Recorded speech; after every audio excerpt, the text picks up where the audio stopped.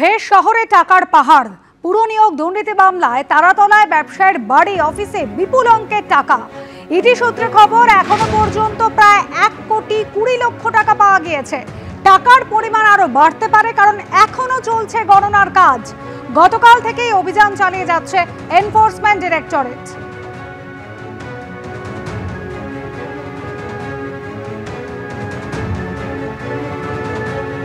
এই শহরে টাকার পাহাড়। পুরনিয়োগ দুর্নীতি মামলায় তারাতলায় ব্যবসায়ীর বাড়ি থেকে উদ্ধার হয়েছে বিপুল অঙ্কের টাকা।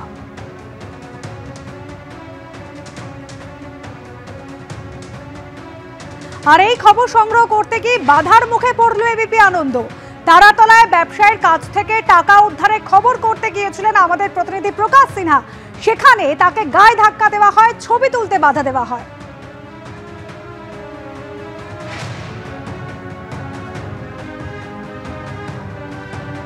টাকা উদ্ধারের খবর করতে গিয়েছিলেন, সেখানে তার গায়ে ধাক্কা দেওয়া হলো, এভাবে ছবি তুলতে বাধা দেওয়া হলো, এমনকি বুম কেড়ে নেওয়ার পর্যন্ত চেষ্টা হয়।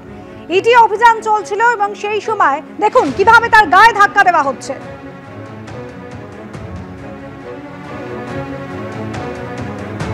প্রকাশ সিনহা আমাদের প্রতিনিধি রয়েছেন আমাদের সঙ্গে সরাসরি। প্রকাশ, সাংবাদিক হিসেবে তুমি বহু জায়গায় গিয়েছো, খবর সংগ্রহ করছো, ছবি তুলছো, সেটাই তো স্বাভাবিক। সেখানে কেন এভাবে তোমাকে বাধা দেওয়া হলো? কি অভিজ্ঞতা তুমি সম্মুখীন হলে?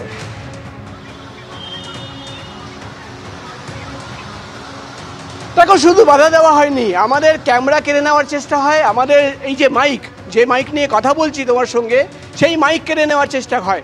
এবং আজকে সকালবেলা যখন আমরা খবর পেলাম যে গতকাল থেকে ইডির যে অভিযান পুরনিয়োগ দুর্নীতি মামলায়, এই অভিযানে Taratala 1 number Taratala radiant enterprises private limited এই অফিসে ব্যবসায়ীদের যে অফিস, সেখান থেকে এখন পর্যন্ত 1,20,00,000 টাকা বাজেয়াপ্ত করা হয়েছে, উদ্ধার হয়েছে টাকার পাহাড় অফিসের ভেতরে। এবং এই খবর পেয়ে যখন আমরা সেই অফিসের বাইরে, তুমি দেখতে পাচ্ছ ছবিতে পরিষ্কারভাবে দেখা যাচ্ছে যে আমরা অফিসের যে মেন গেট, লোহার গেট, সেই গেটের বাইরে দাঁড়িয়ে মোবাইলে এবং ক্যামেরায় ছবি করছিলাম। কেন কি তারা বারবার বাধা দিচ্ছে। তারা প্রথমে সেখানকার কর্মীরা ড্রেস দেখে যেটা মনে হলো আমরা তাদের চিনি না, হঠাৎ 4 থেকে 5 জন বেরিয়ে আসে এবং আমাদের বলে যে ছবি তোলা যাবে না। আমরা বলি যে এখানে টাকা পাওয়া গেছে, টাকার পাহাড় উদ্ধার হয়েছে এবং সেই খবর পেয়ে আমরা এসছি এবং কোনোভাবে আমরা এই ক্যাম্পাসের ভেতরে যে অফিসের যে মেন গেট তার ভেতরে প্রবেশ করছি না, আমরা তো রাস্তায় দাঁড়িয়ে রয়েছি। হঠাৎ তুমি ছবিতে যেটা দেখতে পাচ্ছ, একজন ব্যক্তি, তার নাম বা তার আইডেন্টিটি জানি না, সে এসে গায়ে ধাক্কা দিল এবং গায়ে ধাক্কা দিয়ে রীতিমতো হুমকি দিয়ে, মুখে হাত দিয়ে গায়ে ধাক্কা দিয়ে গেটের সামনে থেকে সরে যেতে হবে। অর্থাৎ একটা জায়গা যেটা রাস্তা, কমন প্যাসেজ, সেখানে দাঁড়িয়ে যখন আমরা ছবি করছি এবং এটাই আমরা করে আসছি গত 10 বছর 15 বছর, এটাই করি। যখনই আমরা খবর পাই আমরা পৌঁছে যাই এবং যতটা সম্ভব আমরা বাইরে থেকে ছবি করার চেষ্টা করি এবং সেটা করতে দিয়েই কিন্তু বাধা পেলাম, আমরা আক্রান্ত হলাম। গায়ে ধাক্কা দিয়ে সেখান থেকে সরে যেতে দেওয়া হলো এবং বাউন্ডারি ওয়ালের এই পার থেকে যখন আমার ক্যামেরাম্যান সন্দীপ সাধুকা সে হাত তুলে ওপর থেকে ইডির যে গাড়ি, সেই গাড়ির ছবি করতেই গেল, আমরা দেখলাম বাউন্ডারির ওই পার থেকে একটা হাত এইদিকে চলে আসলো এবং রীতিমতো আমাদের ক্যামেরা কেড়ে নেওয়ার চেষ্টা, এই মাইক কেড়ে নেওয়ার চেষ্টা, অকথ্য ভাষায় গালিগালাজ শুরু হয় এবং রীতিমতো হুমকি দেওয়া হয় যে চলে যাও, না হলে মেরে ফেলা হবে। অর্থাৎ প্রাণনাশের হুমকি পর্যন্ত দেওয়া হয় এবং তারপর আমরা সেখান থেকে বেরিয়ে আসি, রীতিমতো সেখান থেকে আমরা বেরিয়ে আসি।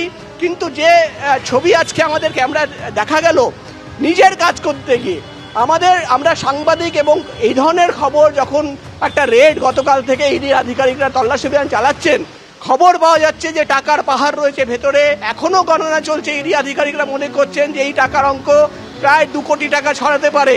কেন এত বিপুল অঙ্কের টাকা, নগদ টাকা ভেতরে রাখা ছিল? টাকার উৎস কি, কোথায় থেকে আসলো, ইন্টেনশন কি ছিল? একাধিক প্রশ্ন যার উত্তর খোঁজার চেষ্টা করছেন ইডি আধিকারিকরা। এবং সেই খবর করতে গিয়ে যেভাবে আমাদের আক্রান্ত করা হলো, ছবিতে পুরোটাই রেকর্ডেড আছে, পুরোটাই রেকর্ডেড। গলায় ঠিক এই জায়গায় ধাক্কা দিয়ে এখান থেকে সরিয়ে দিয়ে হুমকি দেওয়া হলো, ক্যামেরা কেড়ে নেওয়ার চেষ্টা, মাইক কেড়ে নেওয়ার চেষ্টা, এবং রীতিমতো যেভাবে হুমকি দেওয়া হলো আমরা কিন্তু সেখান থেকে সরে গিয়ে এই নিরাপদ জায়গায় দাঁড়িয়ে, রাস্তায় দাঁড়িয়ে আমরা লাইভ দিচ্ছি, এখন কথা বলতে পারছি।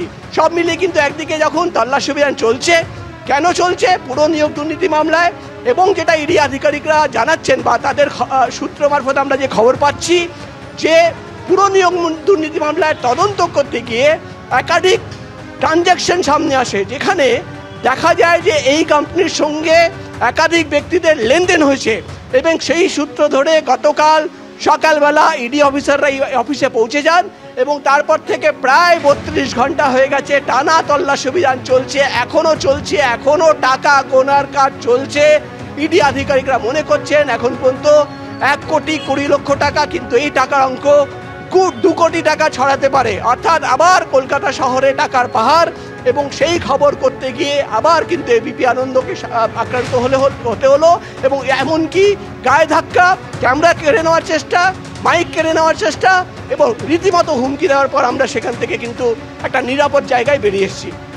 একেবারে প্রকাশ, নিজের কাজ করতে গিয়ে এভাবে আক্রান্ত হতে হলো, ধাক্কা খেতে হলো, এমনকি ক্যামেরা কেড়ে নেওয়ার পর্যন্ত চেষ্টা হয়েছে, গায়ে ধাক্কা, ছবি তুলতে বাধা, বুম কেড়ে নেওয়ার চেষ্টা এই তারাতলায়।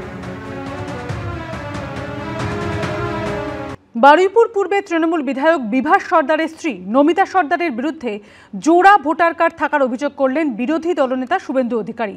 গোটা ঘটনায় কমিশনের দৃষ্টি আকর্ষণ করেছেন তিনি। যদিও তৃণমূল বিধায়কের দাবি একটি ভোটার কার্ড বিয়ের আগের। ভোটার তালিকায় বিশেষ সংশোধনের কাজ শুরু হয়েছে রাজ্যে, আর এই আবহেই বারুইপুর পূর্বে তৃণমূল বিধায়ক বিভাস সর্দারের স্ত্রী নমিতা সর্দারের নাম 2 কেন্দ্রের ভোটার তালিকায় রয়েছে বলে অভিযোগ করলেন বিরোধী দলনেতা শুভেন্দু অধিকারী। সোশ্যাল মিডিয়ায় শুভেন্দু অধিকারী 2টি ভোটার কার্ডের ছবি পোস্ট করে অভিযোগ করেছেন, একটি বারুইপুর পশ্চিমের, অন্যটি কুলতলির। বিরোধী দলনেতার দাবি 2টি ভোটার কার্ডই তৃণমূল বিধায়ক বিভাস সর্দারের স্ত্রী নমিতা সর্দারের। যদিও বারুইপুর পূর্ব বিধানসভা তৃণমূল বিধায়ক বিভাস সর্দারের দাবি তার স্ত্রীর একটি ভোটার কার্ড বিয়ের আগের। উনি একজন মানসিক ভারসাম্যহীন পাগল ব্যক্তি। ওটা বিয়ের আগের voter card, voter list post করেছে, পুরনো ভোটার লিস্ট উনি পোস্ট করেছেন। কোন সুস্থ মানুষ ওনার এই ভুলভাল কথার উত্তর দেবে না। এরকম অনেকেরই নাম আছে, এটা কোনো ব্যতিক্রমী ব্যাপার না। এটা যারা ইলেকশন কমিশন রয়েছে তাদের দায়িত্ব ছিল এটা দেখবার। সুতরাং এইরকম নাম প্রচুর জায়গায় পাওয়া যাবে। আমরা তো চাই স্বচ্ছ ভোটার লিস্ট হোক, প্রত্যেকটা মানুষ যারা ভোটার হবেন তারা ভোট দিতে পারবেন, কোনো মানুষের নাম যেন বাদ না যায়। এই ঘটনায় নির্বাচন কমিশনের দৃষ্টি আকর্ষণ করেছেন বিরোধী দলনেতা। রঞ্জিত হালদার, এবিপি আনন্দ, দক্ষিণ 24 পরগনা।